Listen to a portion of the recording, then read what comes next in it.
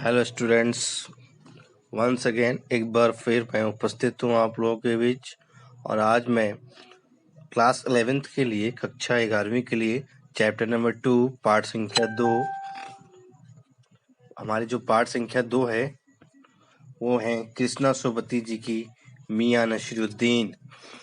मियां नसीरुद्दीन जो पाठ है, एक किसी खास व्यक्ति के ऊपर ये पाठ आधारित है जिनका नाम है मियां नसीरुद्दीन। ठीक है।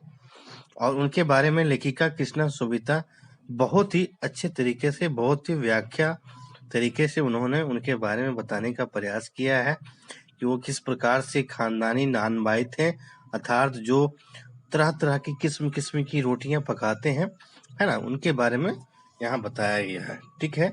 तो हम लोग सर्वप्रथम पाठ का प्रारंभ करने से पहले हम लोग उनके लेखिका के बारे में, राइटर के बारे में जानना चाहेंगे।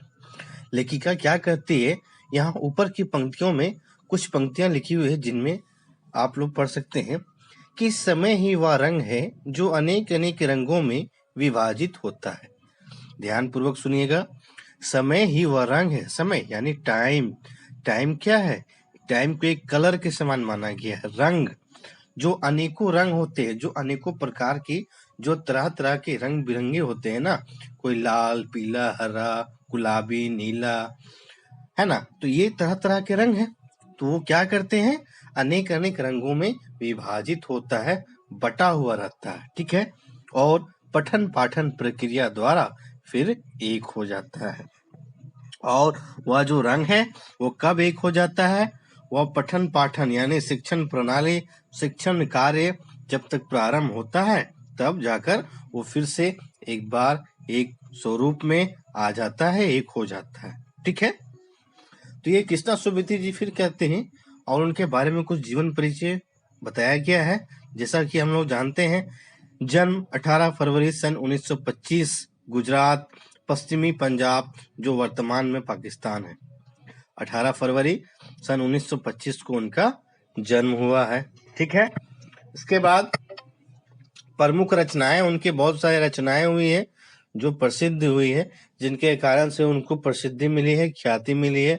जैसे कि जिंदगी नामा, दिलो दानिश, ए लड़की, समय सरगम जो उपन्यास है, नोवेल है, डार से बिछुड़ी मित्रों मरजानी, बादलों के घेरे, सूरजमुखी, अंधेरे के, ये कहानी संग्रह है, स्टोरी है, हम हसमत, शब्दों के आलोक में, शब्द चित्र संस्मरण।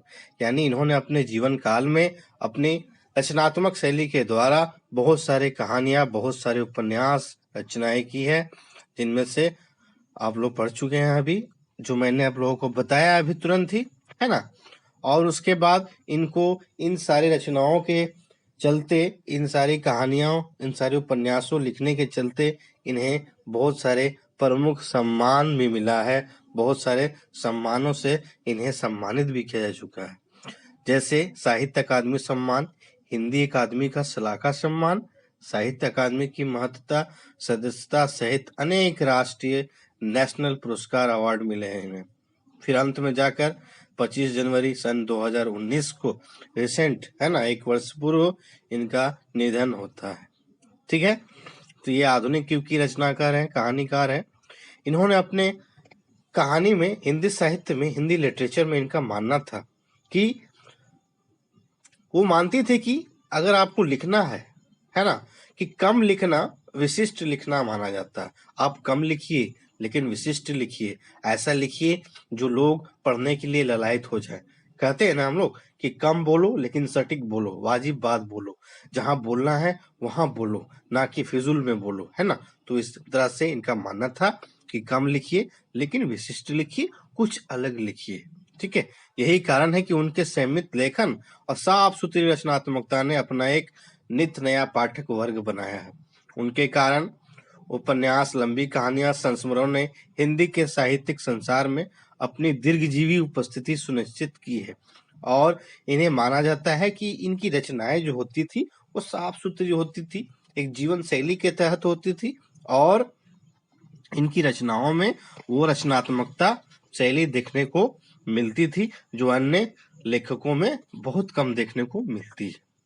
ठीक है। तो ये रहा इनका जीवन परिचय। मैंने आप लोगों को बताया, अभी साझा किया मैंने बहुत सारी बातें। ठीक है, तो इनसे आपको क्या सीखने को मिलता है कि अपने जीवन क्रम में जो भी आप चाहते हैं वो विशिष्ट होना चाहिए। चाहे जो भी आप कार्य कर रहे हो, जो भी आपका लक्ष्य हो, एम हो, उद्देश्य हो, वो विशिष्ट होना चाहिए, है ना। इसके बाद हम लोग आगे बढ़ते हैं। अब आते हैं हम लोग पाठ के ऊपर।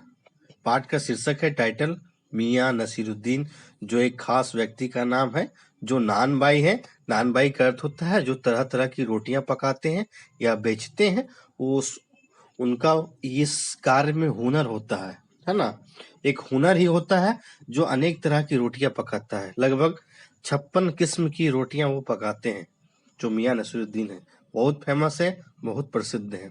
चलिए इस पाठ के बारे में पढ़ते हैं।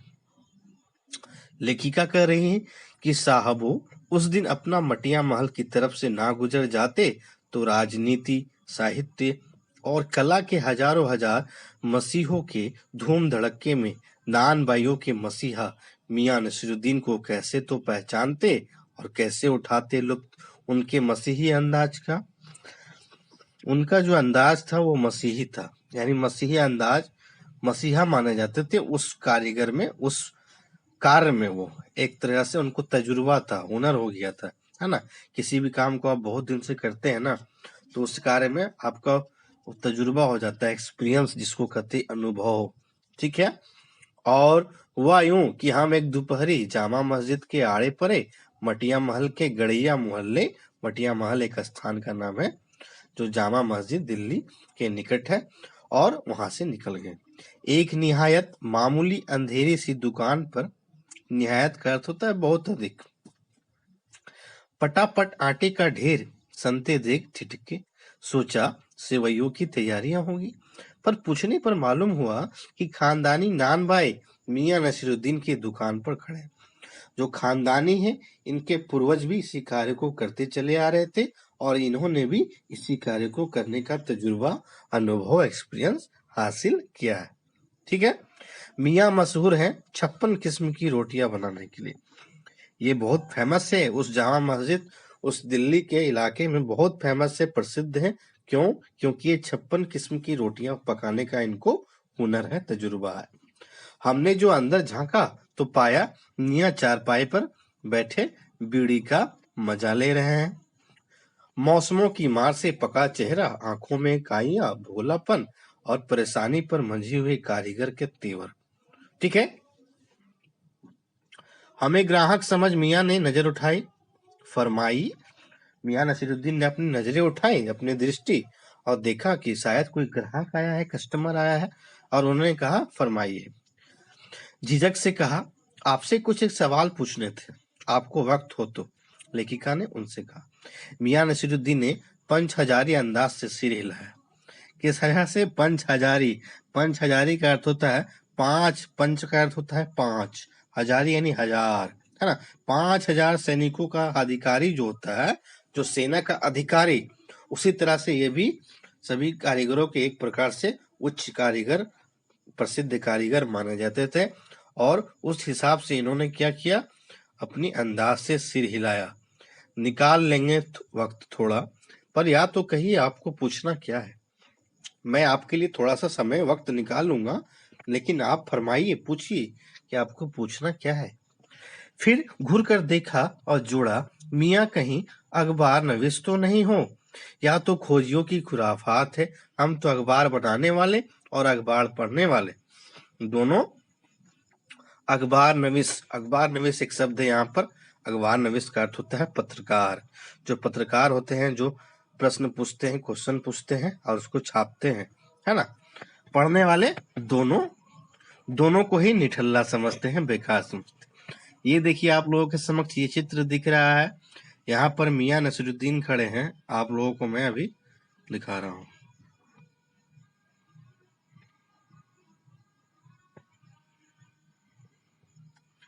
ये जो व्यक्ति हैं, ये मियां नसीरुद्दीन है, और यहाँ पर जो है इनके कारीगर वगैरह खड़े हैं। ये इनका चूल्हा है, ये खटिया बिछा हुआ है, इन पर ये लेटे हुए थे, यहाँ पर भी है ना। तो यहाँ पर रोटियां पकाने का ये कार्य कर रहे हैं। ठीक है, ये रहा चित्र में, आप लोग को देख के समझ सकते हैं। ठीक है, इसके बाद वो कह रहे हैं कि हाँ, कामकाजी आदमी को इससे क्या काम है। खैर, आपने यहाँ तक आने का तकलीफ उठाई है, तो पूछिए क्या पूछना चाहते हैं, क्या प्रश्न करना चाहते हैं।